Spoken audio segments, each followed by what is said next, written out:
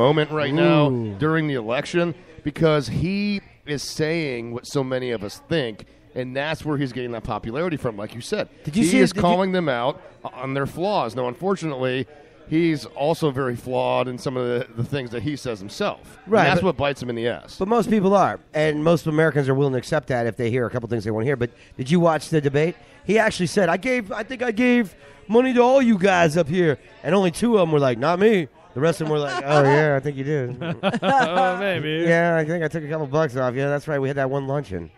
We took a private jet to your island. Thank you very much. Keeps a private jet. Look, man, I'm Donald Trump is like the last guy I wanted to be the guy to do it because I can't vote for him. Yeah, I'm a Ben Carson guy myself, dude. Big into Ben Carson.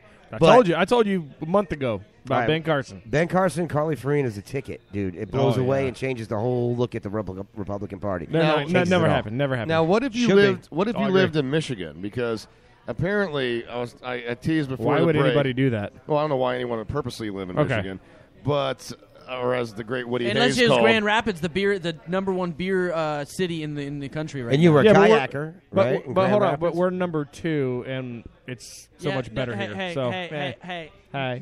No offense to Tampa, but no, it's not. I thought you said last week we were number 2. Grand Rapids? Dude, Grand Rapids has some of the greatest breweries in the United States. You said last week we were number 2. That was the whole thing. I got number 2 beer cities, but Grand Rapids, Michigan is one of the best beer cities in the United States. There's no way. No, what I'm saying is... Tampa's number 2 beer city by USA Today. What I'm saying is if your choice is number 1 and you live in Michigan or number 2 and you live in Florida... Right. The whole number 1 in beer city gets completely blown out of the water by being in Florida. If I lived in Michigan, I would live in Grand Rapids. Good point. Fair point. To quote another politician from back in the day, can I finish? Ross Perot? I will spend all my money. The reason I brought up Michigan wasn't because of all the breweries in Grand Rapids. It was because Melissa Gilbert from Little House on the Prairie is running for Congress in Michigan. What was her name? Half Pint. Yes, Half Pint. Michael Landon. Is he running with her? No, he's dead. I'm sorry. Whoops. Is the blind sister with her? Are they hanging out? Or is Nellie? Mary the blind sister. Yeah, what about Nellie? Remember Nellie, her like arch rival, dude? Yeah. Laura Ingalls Wilder. That was her name, dude. 51-year-old. I had a crush on her. Melissa Gilbert running for Congress. Still looks pretty good, actually, for her age when you get a gander at her. But she says that fresh voices are needed to help improve the economy in Michigan. Let's face it, this is a state where, in Detroit, the police are so broke that they've been laying off police officers, and they've actually considered selling artifacts in their museums there to finance the appropriate resources to run the city. So you talk about a state, like you said, why would anyone live in Michigan? This is probably the single most bankrupt state in the entire nation. Look, to me, again, we talked about politics. We talk about the notion you're going to be a politician and the ego it takes, the perception of yourself that it takes to do this. Here's someone that was a celebrity, someone that was a star. Is that where this is coming from, or does she have some legitimate intentions behind this? I guess we'll find out. She also has grandma bod now. Look from the neck down. She's grandma bod. Don't look at her like that. Show the old picture. Don't show Melissa like that. Maybe Detroit could sell their hockey team. That would be awesome. She's no Ariana Grande. No. I mean, if you scroll down, you see another photo of her. She actually doesn't look too bad. Apparently, she's had some plastic surgery. No surprise there. You can kind of tell. Cannes Film Festival. See, that's not a the Cannes Film Festival. I didn't realize. In the what was the town that Little House was filmed in? I didn't realize they had plastic surgeons there. They did. Well, they had that one doc. And they had the guy who used to hang out with the Grizzly. Doc Brown. Yeah. Jumping gigawatts, Laura. No, that was different. Get to school. A totally different sitch, dude. I think you're mixing up Back to the Future. Sorry, I got mixed up. But dude, listen. I don't know what the hell we were talking about. I kind of lost my train of thought. Michigan. Laura Ingalls. Yeah. Do I think that every actor? I mean, I guess Ronald Reagan set a bad precedent because everybody wanted to be president after, they were like, I want to be in acting. But here's one thing I got to say is, I hate that. I don't know if she has any money anymore, but I would not be opposed to people that have already been successful in life then becoming politicians because they're less likely to try to make their millions off being a politician. Ronald Reagan. Well, Ronald He was an actor. I hate that because but he wasn't. That I try to use What? He was a successful actor. Did you know his history actually, man? He actually was an actor, didn't do so well in it. He got a gig working for the Republican Party. He actually, before that, was a corporate sponsor spokesman. He would go out because he was an actor, and would go to different corporations and explain their insurance policies or what they to big rooms of their people that own stock in the company. Later on, he became the head of the Republican Party.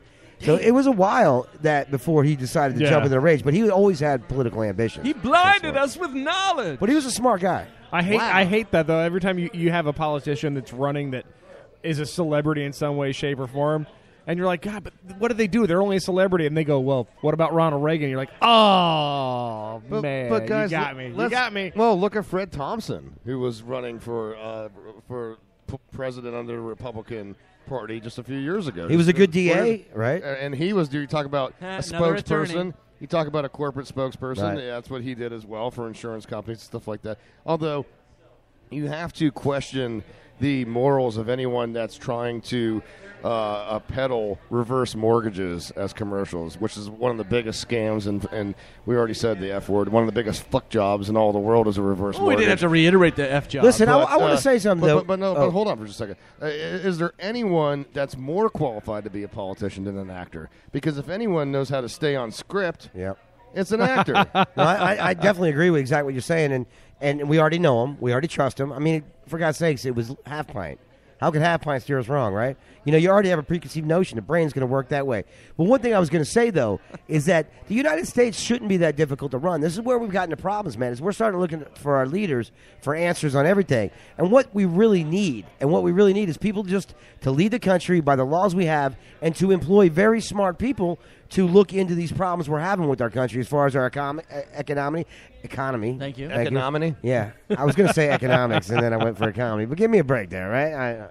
But you're dead right on that. I mean, you got a leader leads. You never see a general of the military sitting on the front lines doing everything. You see them in the back going, hey, you do this, you do this, you do this. Let's succeed in what we're trying to do. The best leader we will ever have for this country is one who doesn't have his own agenda, his own personal beliefs on how he can make things better, because nobody really knows for a fact that it's going to work. But that's impossible. No, it's not. Because it is impossible. You can lead by one state. You could have everybody vote, and the majority always wins. Because if the majority wins in the vote, then the majority can be blamed for whatever happens there. But it's impossible as long as you have this inherent need to subscribe to a specific party, as long as you have this inherent need to be able to finance these election campaigns through the use of political action committees and lobbies. Well, my ideas will never work. They're so compromised by the time they get to those debates to compete to see who wins. They're already so compromised by all of that. Well, that's a two-party system. It's a bad thing, and it's always been. And I think we talked about Ben Carson. I think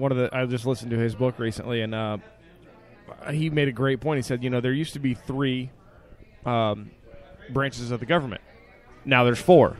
You have the judicial, the executive, come on, somebody else tell me the other legislative, and then now you have the special interest groups. Or the media. Which is, you can almost call 5. Yeah. Because the media is literally its own branch right now. Whoever they decide to go with doubles up on it. But, our government needs a ton of fixing, man. The problem is we've been so prosperous for so long, and we're actually finally seeing a point now where there's a lot more poor people than there are rich people, and now it's starting to get a little, where it's like people have time to be like, hey, wait a minute. I'm not working. I got time to bitch and moan about my situation instead of just being like, got to go to work tomorrow. I don't care. Or going to look for a job. Yeah. This very rare political rant brought to you by the Cranial Mission Show. Guys, we're going to jump to a quick commercial break. When we get back, the final segment of the program, an African husband in the news again with a new angle on divorce. We seem to talk about this, Caleb, all the time. Yeah, it's been 3 or 4 times in the last couple of months. A lot. Yeah. Who knew that a bra could save your life when you're being shot? And foot orgasm syndrome. This is something we got to talk about when we get back. All you Craniacs, stay with us.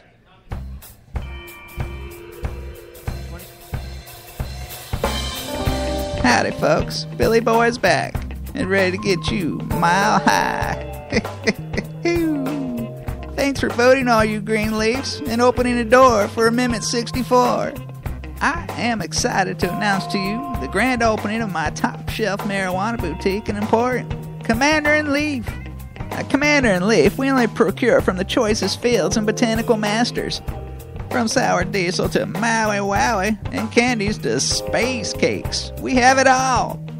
All our confections are created right on site, so come seal the deal and enjoy some Billy Delights. And don't forget to check out my other products, Billy Bags and Bill Doughs, for all my discriminating constituents. I'm Bill Clinton, and I approve these party supplies and fuck toys.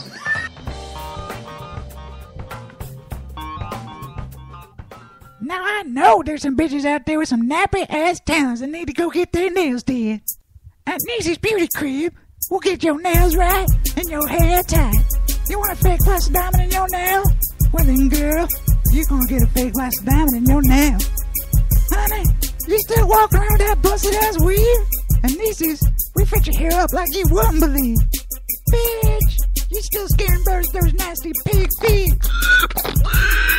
Don't worry about your budget. At Niecy's, our prices can't be beat. You may be ugly now, but we'll get you pretty. Come down to Niecy's on 4th Street, down in Ebo City. Financing's available, baby, regardless of your credit.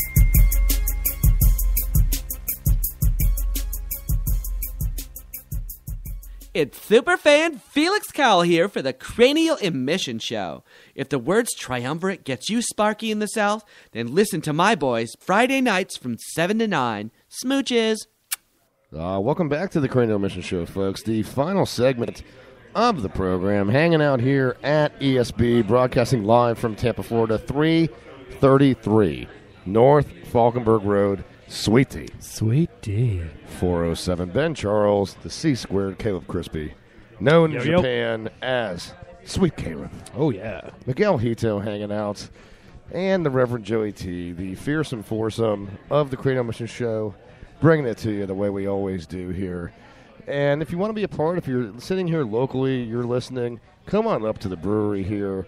13 different beers to choose from behind the bar. See the lovely Nicole to pour you a pint of one of ESB's finest. You want to be a part of the show, you want to call in, it's 813.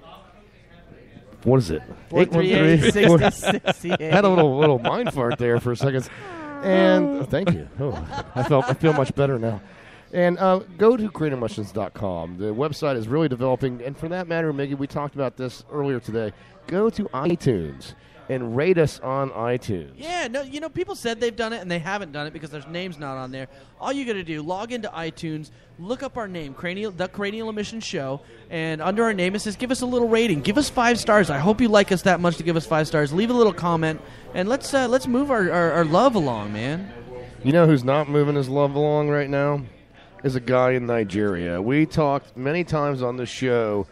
In recent news on this radio show, there has been a lot of African divorce stories related to some fairly trivial reasons to get divorces. Well, a Nigerian dude was recently granted a divorce, and this is because his wife didn't cook his dinner on time. This is a Nigerian man who is 57 years old, granted a divorce. During a hearing, a court in Lagos heard that Olufade Adekoya, Bless you. Thank you. Was at the end. You have a tissue. Was at the end of his tether after Alusala, his spouse of 25 years, refused to serve him dinner when he demanded. Now he is quoted as saying, guys, that my wife had failed in her matrimonial obligations. Actually, let me say it the way he said it. He said, "That's Nigeria, not Kenya." Oh, okay. Hearing this story.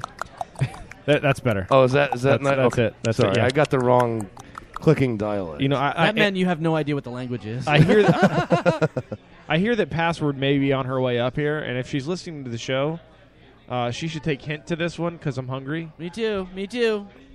Tacos. Yes, I'm hungry too. I want tacos and burritos for my bang. Yes. Taco flavor kisses for my bang. Yes. Sorry to interrupt. I just had to. Caleb, Ben, and Miggy want 2 tacos, 2 burritos, and a soda pop. Password, if you're listening, tacos Food. will get you extra credit. Yes. Not this lady, though. Not Olasuya. it will get you the Olasola. super password. So, guys, is this a flimsy reason to get divorced, or is this legit? That's I don't stupid. know. I mean, is this the first time, or is this the 100th time this has happened? He said this has been going on for a long time. Does she stay at home and do nothing, and he goes and works hard all day and comes home? I mean, you got to kind of